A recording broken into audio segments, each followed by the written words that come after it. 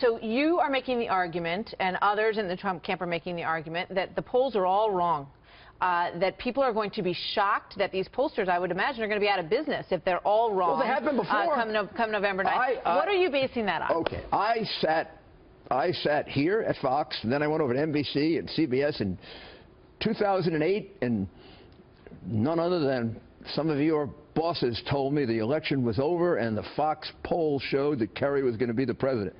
I was on NBC with Senator Kennedy, and Tom Brokaw and Senator Kennedy were picking the Kerry cabinet. It was over. The exit polls had him winning. They had him winning Pennsylvania by 19 and this one by... And then Ohio happened. And then Ohio happened. I'm sorry. I don't believe in polls.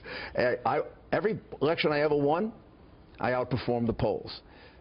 Even ones I lost. I was down by 12, I lost by 3. I was down by 4, I won by 4. I was ahead by 12, I won by 18.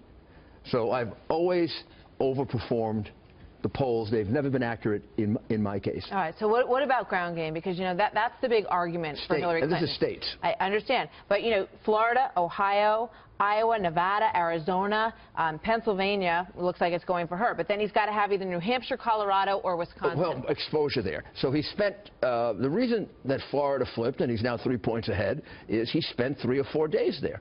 He got his message out there. Are there enough days left in this calendar, though, to get to all those states? There's enough time left, and then he's got a couple of surrogates like me, and we'll separate out. I'm going to spend the weekend in New Hampshire. I'm going to actually go from Dallas, where I have to give a speech, to University of North Texas. Why Texas is on the bubble? Oh, I just talked to one of my good friends in Texas who says that's the biggest joke in the world. They can't find... They can't find a Hillary supporter in Texas, or somebody who's willing to be a Hillary supporter in Texas. But I'm going to be in Texas tomorrow. Then I'm going to go to Nevada, Colorado, and come back through New Hampshire. And I'll do my own campaigning, so it won't be the 10,000 that he gets, but maybe I can get 2,000 or 3,000. Listen, call us from the road, because we would love to hear from you how things and then I think he's got a surprise or two that you're going to hear about in the next 2 days. Right. I mean, I'm talking about some pretty big surprise. Oh, yeah, I heard you say that this morning. What do you mean? You'll see. Stay tuned. Rudy Giuliani, you're lucky because we got to go. I'm out of time. Otherwise, I keep pressing you. We're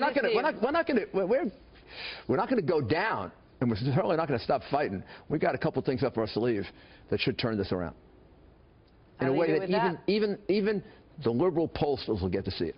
Rudy Giuliani.